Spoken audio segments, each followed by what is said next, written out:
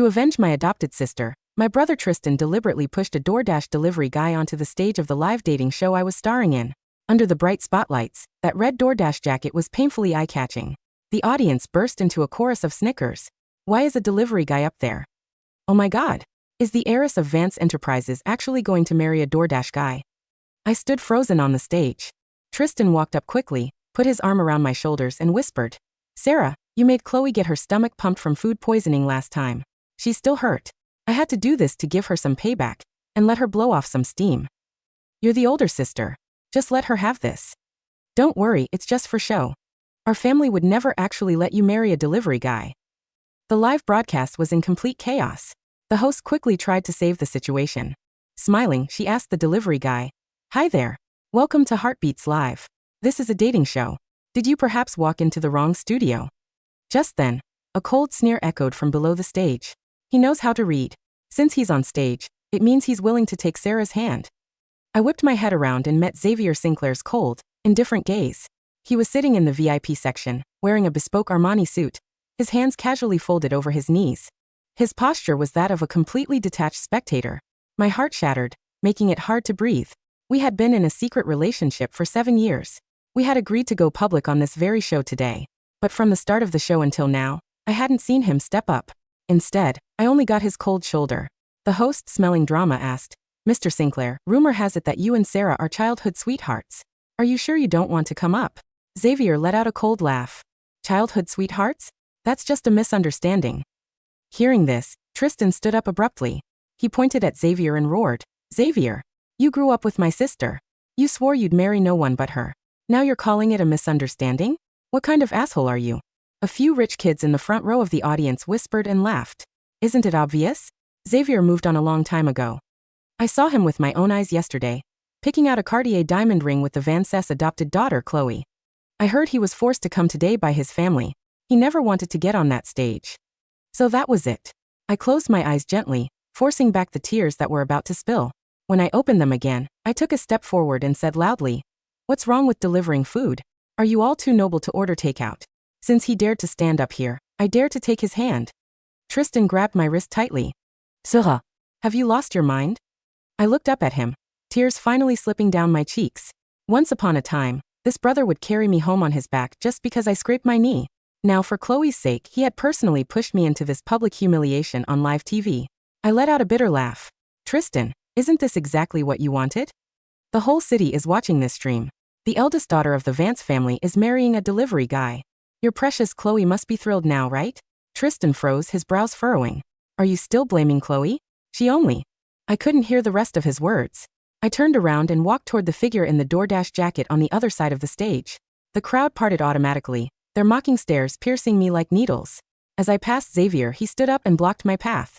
He warned me impatiently, "Sarah, stop acting out. I know you're mad at me, but you don't need to ruin your life to get back at me." Seeing that I remained silent, his tone softened. "We grew up together. I've always seen you as a sister. Be good, come back with me. I'll help you find a good man who actually deserves you later." I stopped, turning to give him a mocking smile. "As a sister?" Xavier choked on his words, his eyes darting away, not daring to look at me. I stared straight at his guilty face and said coldly, "Xavier, is it really that hard to admit you fell for Chloe? Being honest would at least give you some dignity, rather than hiding behind this sister lie." His face turned incredibly pale, but he couldn't find the words. I didn't hesitate any longer. I bypassed him and walked straight up to the delivery guy. An impulse of sheer desperation took over me. I tilted my head up and asked loudly, "Are you brave enough to marry me?" At this moment, every camera zoomed in on us. The entire studio fell dead silent. Even the producer forgot to switch the angles. Tristan panicked under the stage and yelled, "Sarah, stop this nonsense. Come back here." Xavier stood not far away, watching me with cold eyes. Under the endless flashing lights, the delivery guy slowly took off his helmet. An incredibly handsome face was revealed. His features were sharp, his jawline perfectly defined. Most striking of all were his eyes, deep, mesmerizing, and utterly captivating. "Are you sure about this?" His voice was clear and smooth, not sounding at all like someone who spent his days rushing through the streets. I nodded. "I'm sure." He smiled faintly. "All right. I'll marry you."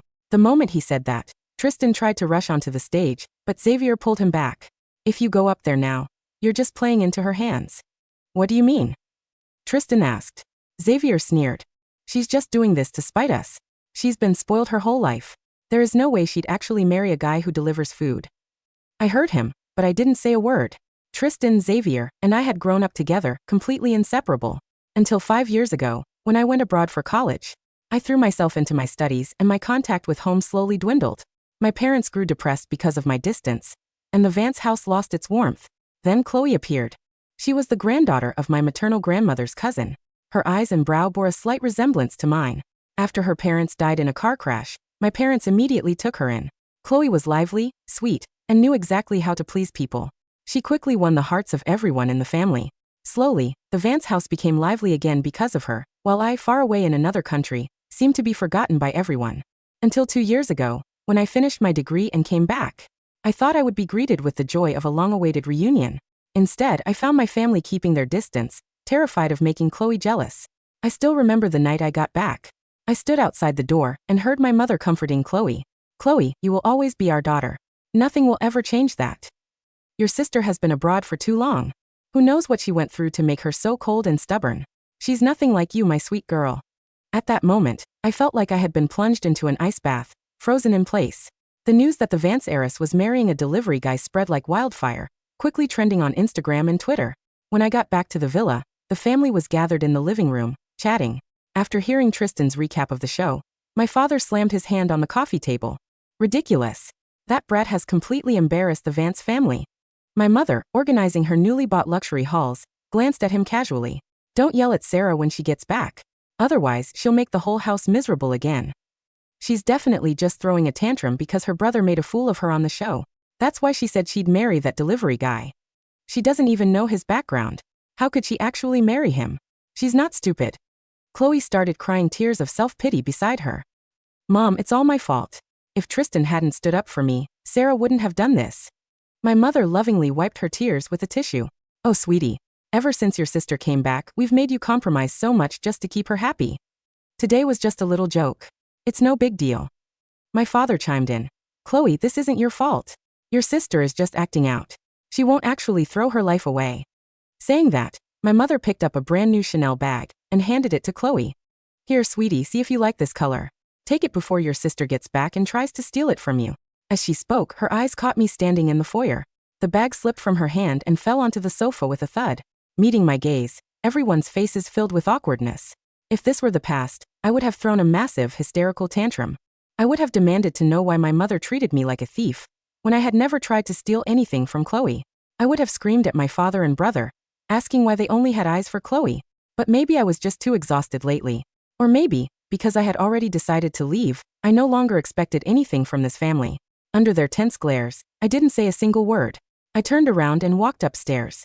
3 days later, I met the delivery guy at a local coffee shop. The aroma of coffee filled the air. I mindlessly stirred my caramel macchiato, watching the light rain outside, feeling a bit lost. It wasn't until a figure sat down opposite me that I snapped out of it.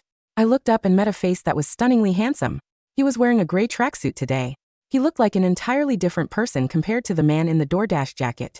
With a hint of amusement in his eyes, he asked softly, "Sarah, you don't recognize me?" I quickly cleared my throat, forcing myself to look calm. "Of course I do. By the way, what should I call you?" He sat down, his long fingers casually picking up the menu. "Christian Westwood." It was a nice name. I pulled a black credit card from my bag and pushed it toward him. "The PIN is 6/8. Go buy whatever you want, sports cars, watches, whatever. We'll register our marriage at City Hall in a week." Christian glanced at the card but didn't take it. Instead, he looked straight into my eyes. "Are you sure you want to marry a delivery guy who has nothing to his name?" My chest tightened, but his question only made me stubborn. "What? Are you backing out? Scared to marry me?" He let out a low chuckle and pushed the card back to my side. "What does this mean?" I asked, confused. He smiled faintly. "A man shouldn't spend a woman's money. See you at City Hall in a week." I nodded. Fine. After saying goodbye to Christian, it was already evening. When I got back to the villa, the family was having dinner. Xavier was there too, sitting right next to Chloe. My appearance made the smiles on everyone's faces instantly vanish. The lively laughter of a moment ago plunged into an awkward silence. Tristan was the first to react, waving at me. "Sarah, come have dinner with us." I shook my head. "I'm not hungry." Going upstairs. As I turned to leave, my mother suddenly called out, "Sarah, there's something we need to discuss with you." I stopped. "What is it?" She walked over to me, hesitated for a moment, and said, "Your father and I have talked about it. We've decided to finalize the engagement between Chloe and Xavier." I looked up at Xavier. He reflexively avoided my eyes. Seeing this, I let out a cold laugh. My mother grabbed my hand. "I know you and Xavier grew up together, but love can't be forced. I'll make it up to you in the future, I promise." I quietly pulled my hand back, cutting her off. "Save it, Mom. I don't care. I hope the happy couple has a long and perfect marriage. Locked in together forever." I didn't expect Xavier to follow me out. Right now, he was gripping my wrist tightly, refusing to let go. I frowned. "Xavier, what do you want?" He lowered his eyes slightly and said softly, "I know you said those things because you're mad at me. You must be hurting right now, aren't you?" "Hurting?" Actually, I didn't feel much pain at all. At most, I just found it incredibly ironic. I used to think that at least Xavier wouldn't be taken away by Chloe. 2 years ago, when I first came back, Chloe loved to frame me for various things, playing the victim. Back then, no matter how much I explained, no one believed me. Except Xavier. He would hold my hand tightly and say, "Sarah, I believe you. I'll always be on your side." And because Chloe kept mimicking my style and the way I spoke, he kept his distance from her. I thought this childhood sweetheart, who had once sworn to marry only me, would always stand firm. But in the end, he chose to join the others in hurting me. "Sarah, are you ever going to drop this? If there was really something going on between Chloe and me, do you think you'd still be in the picture? No wonder your parents prefer their adopted daughter. Who could stand you when you're always so prickly? Every time I say a single word to Chloe, you go crazy and act like a paranoid, hysterical drama queen." "Fine, let me tell you now. Chloe is sweeter, more understanding, and far more attractive than you. Are you happy now?" Back then, I loved him so deeply that even when he said such hurtful things, my first reaction wasn't anger, but doubting myself. Only later did I realize that Xavier was always saying he disliked Chloe, but he never actually rejected her inappropriate closeness. His hypocrisy was what drove me crazy. He was the one in the wrong, not me. Seeing my silence, Xavier thought he had struck a nerve. He sighed, talking to himself. "Sarah, we grew up together and have so many good memories. I don't want us to end up as strangers. How about this? If you behave yourself and stop targeting Chloe, I can consider keeping you around. We can be friends with benefits. After all, we have great chemistry, especially in bed." I stared at him in utter disbelief, shocked by his shameless proposal. Seeing my wide eyes, Xavier thought I was too thrilled to speak. He added smugly, "But you have to promise me to stay in your lane from now on, and stop causing trouble for Chloe." I couldn't listen to another word. I violently shoved his hand away and screamed with every ounce of my strength, "Get the fuck out!" In the blink of an eye, the day arrived for Christian and me to get married at City Hall. Coincidentally, it was also Chloe's birthday. Over the past week, under the Vance family's PR control, the scandal from the live show had been almost entirely swept under the rug. After all, who would actually believe the Vance heiress would marry a delivery guy? Even my parents and brother thought my words on the show were just an empty threat. But they didn't know. My heart had gone completely cold toward this family. I had wanted to leave for a long time. In the morning, I was getting ready to head downstairs for breakfast. As I reached the top of the stairs, I heard Tristan shouting impatiently, "Hurry up. If she gets up and finds out we're taking Chloe to Miami for her birthday, she'll definitely throw a fit and try to tag along." My mother hesitated. "Are we really leaving Sarah home alone? Won't she be upset?" For some reason, I just feel uneasy. My father packed his bags, urging her, "Don't overthink it. I finally cleared my schedule for this vacation. We have a butler and maids at home to take care of her. It's not like she'll starve." Chloe acted sweet and said, "Maybe we should bring Sarah with us?" Tristan sneered, "Do you want to actually enjoy your birthday or not?" My mother sighed softly. "All right, we'll buy her plenty of gifts when we get back to make it up to her." Half an hour later, the house fell completely quiet. I opened my door and looked out at the clear blue sky. It was a beautiful day. I called over the butler who was waiting nearby. "Uncle George, let me tell you some good news. I'm getting married today." But I never expected that Christian would arrange a fleet of Rolls-Royces to pick me up. A line of sleek black Rolls-Royce Phantoms was parked perfectly in front of the villa, drawing stares from all the neighbors. What surprised me even more was that he had rented the largest digital billboard in Times Square, looping our marriage announcement. Sitting in the car, looking at this display that rivaled any billionaire wedding, I felt like something was off. Where did a delivery guy get this kind of money? But remembering his natural poise at the coffee shop, my gut told me his identity was definitely not simple. Meanwhile, the moment the Vance family's private jet landed in Miami, they were hit by a massive, once-in-a-decade tropical storm. Watching the howling wind and pouring rain outside the window, Chloe frowned. Her grand birthday party was completely ruined. Since they couldn't get a flight back immediately due to the storm, they had to wait for 3 days. So the family was stuck in their hotel rooms for 3 whole days. 3 days later, the moment they stepped back into the Vance mansion, they sensed something was wrong. The butler and maids were standing in the foyer with their heads bowed, not daring to breathe. My mother was the first to react, frowning at the butler. "Where is Sarah?" The servants exchanged nervous glances. Finally, the butler stepped forward stammering, "The young lady, she got married and moved out. We couldn't stop her." "What?" My parents and brother cried out in unison, their faces filled with shock. My father grabbed the butler's arm demanding, "Who did she marry?" It was that delivery guy who was pushed onto the stage during the show. On the day they went to City Hall, there was a fleet of Rolls-Royces, and they rented out the billboards in Times Square. The media covered the whole thing. Now the entire high society knows about it. The grand living room of the Vance estate was so silent you could hear the rain dripping from the eaves outside. My father stood frozen in the middle of the foyer, his fingers still clutching the butler's arm so tightly that the elderly man's sleeve had crumpled. "Say that again," my father rasped, his voice trembling with a mixture of disbelief and surging fury. "She married who?" The young man from the live broadcast, sir," Uncle George repeated, keeping his head low. "Mr. Christian Westwood." They registered their marriage at City Hall at 9 o'clock on Thursday morning. By noon, 4 moving trucks arrived under the supervision of private security. Miss Sarah packed all her personal belongings, returned her family credit cards, and left. "Bullshit!" Tristan exploded, slamming his designer luggage onto the marble floor with a deafening crash. A DoorDash driver renting Rolls-Royces? Renting Times Square billboards. "Dad, don't you see what's happening? Sarah hired actors. She's pulling an elaborate publicity stunt to get back at us for going to Miami without her." "Tristan is right," my mother chimed in, pressing a hand to her chest as her breathing turned shallow. "Sarah grew up in high society. She knows how much a billboard in Times Square costs, hundreds of thousands of dollars for a weekend run. A delivery boy couldn't afford 5 seconds on that screen. She must have emptied her trust fund just to humiliate this family." Chloe stood behind Tristan, her eyes flashing with a mixture of panic and venomous jealousy. Times Square? A fleet of Rolls-Royce Phantoms? That was the kind of spectacle she had dreamed about for her own wedding with Xavier.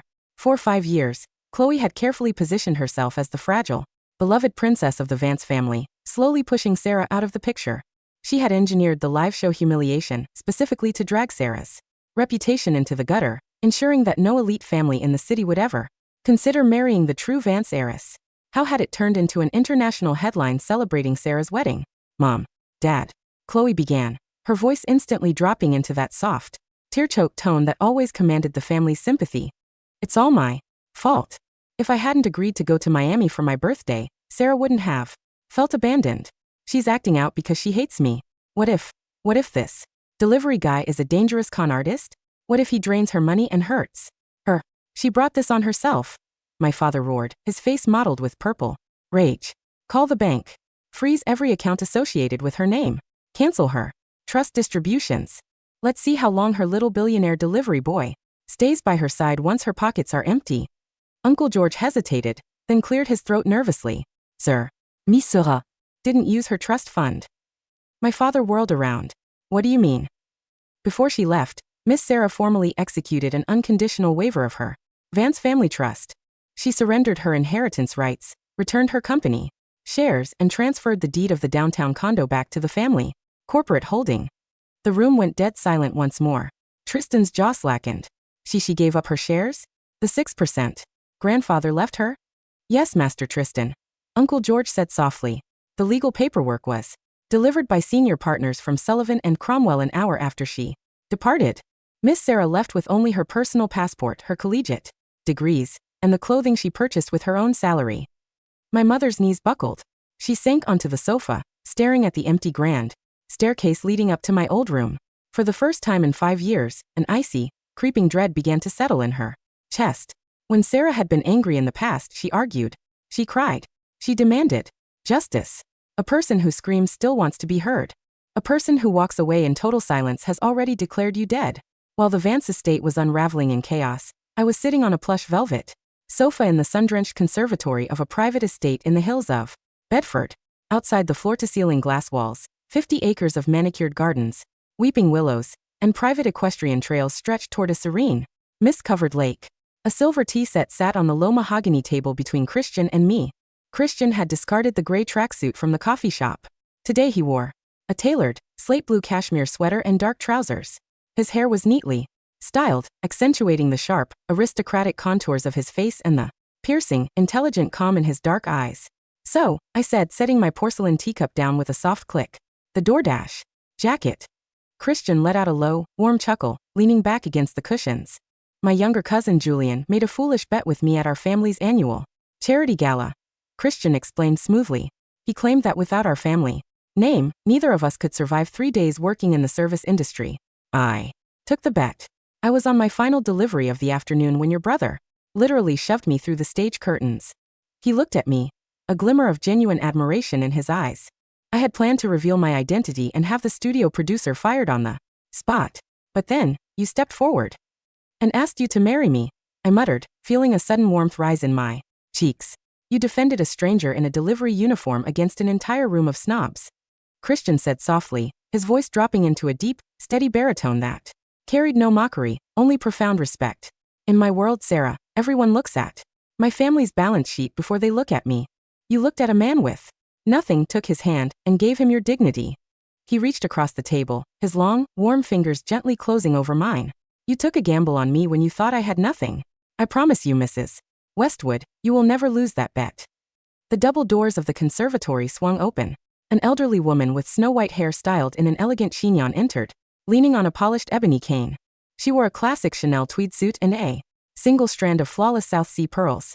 Her posture was regal, commanding, yet the moment her gaze landed on me, her sharp eyes softened with warmth. Madame Eleanor Westwood, the matriarch of the Westwood conglomerate, a woman whose name made the city's top political and financial figures hold their breath. I instinctively moved to stand up, but Madame Westwood waved her hand with a gentle smile. "Sit, my dear. Please sit." She walked over, sitting beside me on the sofa, taking my free hand into her frail, warm palms. She studied my face for a long moment, nodding with quiet approval. "I watched the broadcast, Sarah," Madame Westwood said, her voice clear and resonant. "A woman who can stand tall with grace while being betrayed by those who should have protected her is a woman of true steel. The Vance family did not deserve a daughter like you." "Madame Westwood, grandmother," the old woman corrected gently, patting my hand. "In this house, you are not a bargaining chip, and you are not an afterthought. You are Christian's wife, and the future mistress of Westwood Manor. Whatever grievances you left behind, let them be. If anyone dares to disrespect you again, they answer to the entire Westwood family." For the first time in 5 years, the heavy, suffocating knot in my throat dissolved. I didn't cry, but as I looked at the warm, welcoming eyes of this legendary matriarch, and the steady, protective gaze of the man beside me, I knew that the dark chapter of my life had finally closed. 2 weeks later, the annual Grand Horizon Gala was held at the Metropolitan Luxury Hotel. It was the most prestigious social event of the season, bringing together the top 50 commercial families in the state. The Vance family arrived in full force. My father wore a custom tuxedo, my mother was draped in emeralds, and Tristan walked beside them with his chin tilted up. Behind them walked Xavier Sinclair and Chloe, their arms linked. Chloe wore a champagne-colored bridal couture gown, glowing with the anticipation of announcing their formal engagement on the main stage tonight. Yet, beneath the glossy surface, the Vance family was sweating blood. Over the past 2 weeks, 3 major institutional investors had abruptly paused their funding for Vance Enterprises' flagship tech project. Rumors had begun circulating that an untouchable Wall Street titan had initiated a hostile acquisition of their supply chain. "Dad," Tristan whispered, adjusting his bow tie as they entered the grand ballroom. "Mr. Harrison from the banking consortium is over there. We need to secure that $30 million bridging loan tonight, or our quarterly audit will fail." "I know," my father hissed under his breath. "Xavier, once your father announces your engagement to Chloe tonight, the Sinclair Group stock will stabilize our credit rating. Make sure you smile for the cameras." Xavier nodded absently, but his eyes were constantly scanning the crowd. For 14 days he hadn't slept. He had called my old number hundreds of times, only to be met with an automated message stating the line was disconnected. He had gone to my old university apartment, my favorite cafes, and my former design studio. She was gone. Completely. Every time he closed his eyes, he remembered the cold, mocking smile I had given him when he offered to keep me as a friend with benefits. The memory burned in his gut like acid. He had convinced himself that I would come crawling back once I ran out of money. Suddenly, a commotion broke out at the grand double doors of the ballroom. The ambient chatter of 500 elite guests died down instantly. The string Quartet ceased playing.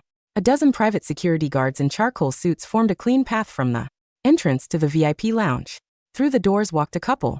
The man stood well over 6 feet tall, dressed in a bespoke midnight black Brioni tuxedo that perfectly accentuated his broad shoulders and athletic frame. His sharp, devastatingly handsome features and commanding aura drew the breath from every socialite in the room. And on his arm was me. I wore a custom off-the-shoulder gown of midnight blue silk, hand-embroidered, with thousands of micro-sapphires that shimmered like a starry sky with every step I took. Around my neck was the heart of the Aegean, a legendary 50-carat royal blue diamond necklace that had been sold at Sotheby's Geneva auction for $80 million 3 years ago. My hair was swept into an intricate updo, exposing my graceful neckline. My makeup was bold, flawless, radiating an untouchable, majestic elegance. "Is that Sarah Vance?" someone whispered in the front row. "Sarah Vance?" Look at the man beside her. "That's Christian Westwood, the reclusive heir of the Westwood Group who just returned from London." My God, the Times Square announcement was real. She didn't marry a delivery guy, she married the King of Wall Street.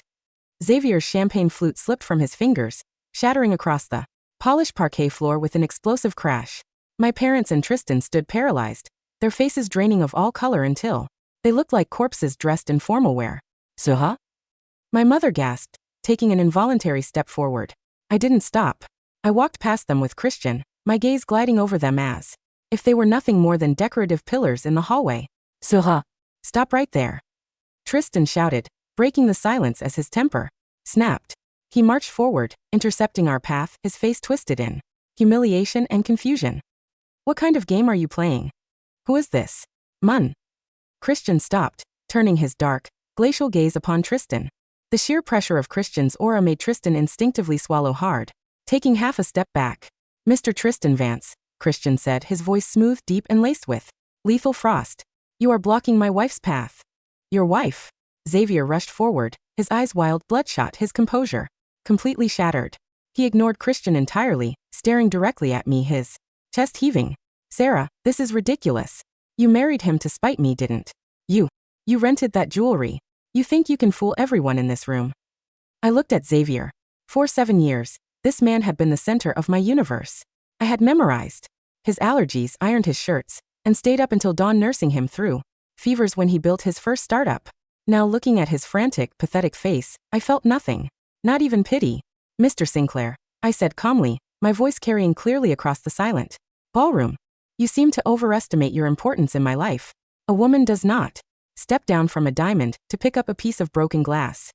A chorus of hushed gasps and muffled snickers erupted from the surrounding guests. Chloe pushed through the crowd, her eyes brimming with tears, clutching my father's arm. "Sarah, how could you speak to Xavier like that? He cared about you for so many years. Even if you're angry that we got engaged, you shouldn't lie about your husband's identity just to save face." Chloe turned to the crowd, raising her voice with practiced innocence. "Everyone, please don't be fooled.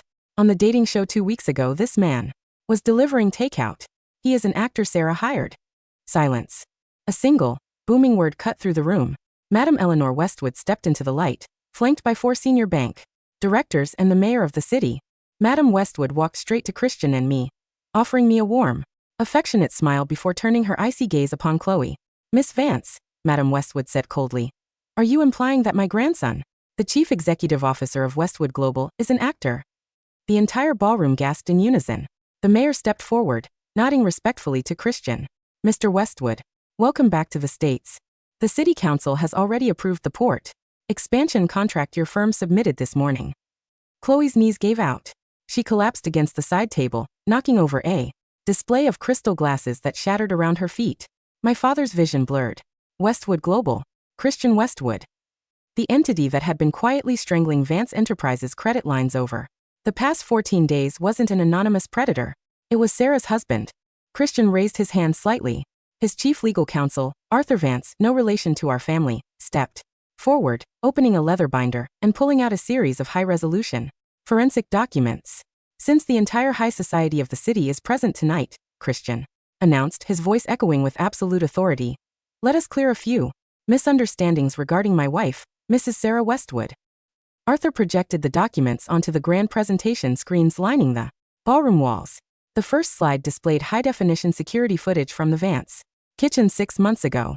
On the screen, Chloe was clearly visible pulling a small vial of concentrated peanut extract from her pocket, pouring it directly into her own mushroom soup, and hiding the vial inside Sarah's bedroom drawer, the exact incident that resulted in Chloe's food poisoning and Tristan's revenge on the dating show. The second slide showed financial audit logs proving Chloe had embezzled $2 million from Vance Enterprises charity accounts over 3 years, funneling the money into secret shell companies registered under her birth relatives' names. The third slide was the most devastating. A certified medical record proving Chloe had never suffered from the chronic heart condition she used to manipulate my parents into coddling her for 5 years. The room exploded into absolute uproar. My God. She framed her own sister.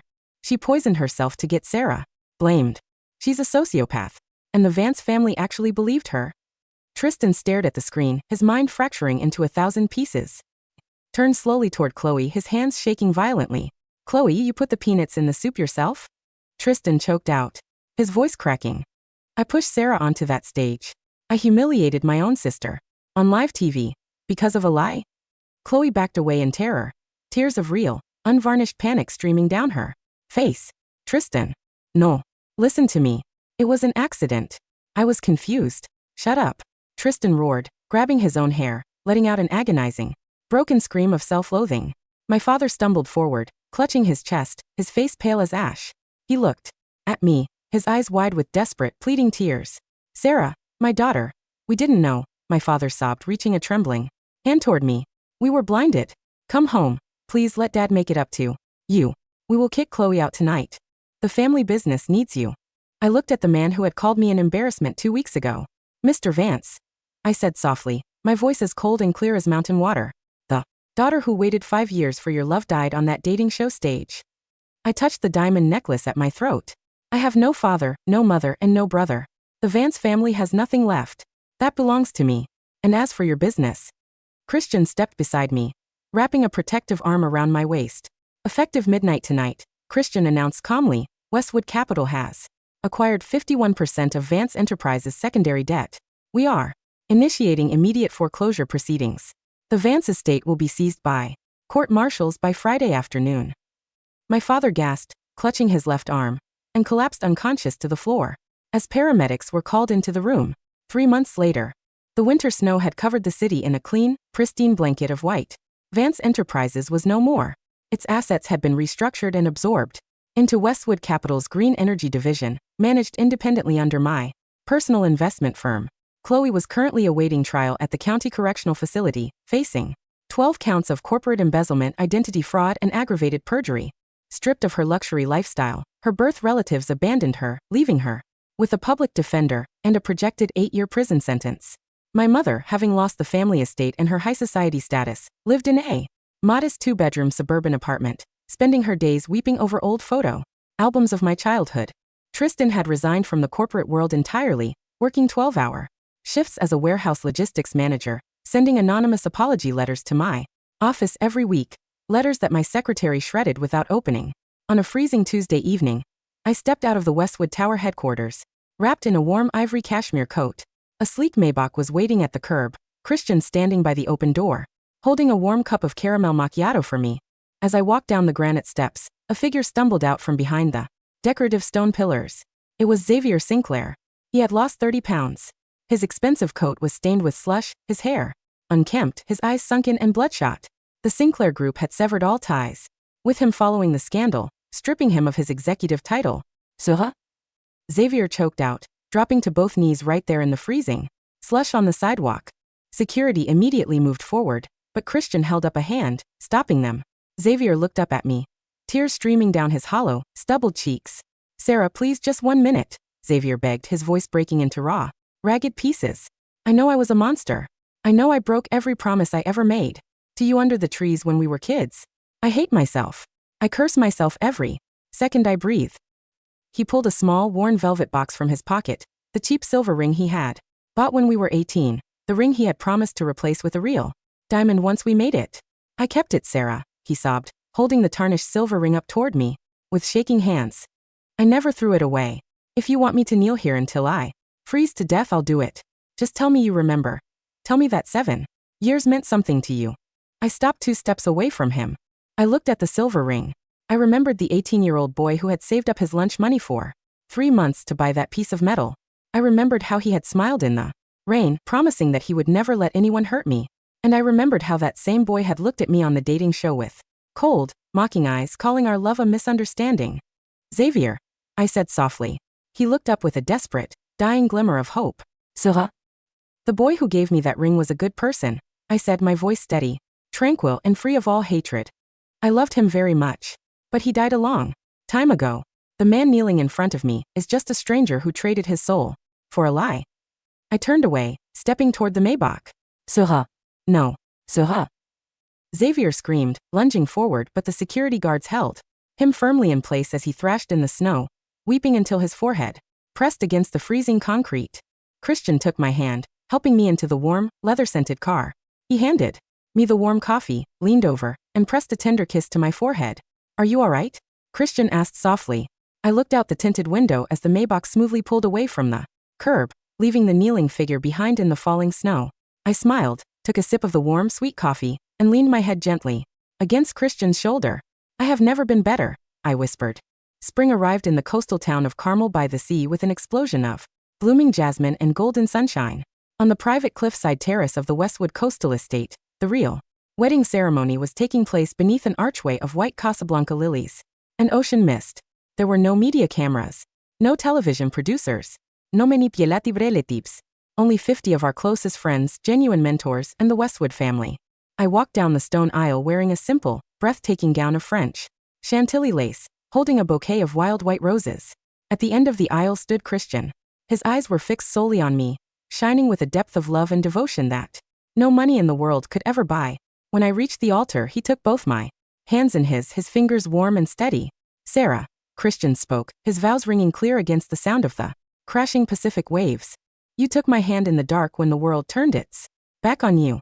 For the rest of my days, I swear to stand by your side in the light, to protect your peace, to honor your brilliant mind, and to love you with every beat of my heart. Tears of pure, unshadowed happiness welled in my eyes. Christian, I replied, squeezing his hands.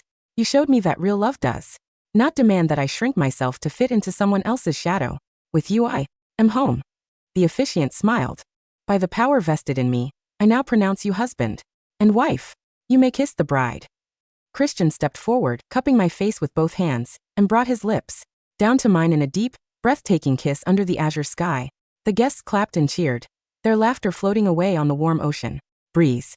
I opened my eyes, looking out at the vast, infinite horizon of the blue ocean. Ahead, the storm had passed. The chains had turned to dust. And standing in the radiant sunlight, hand in hand with the man who truly cherished me, my real life had finally begun.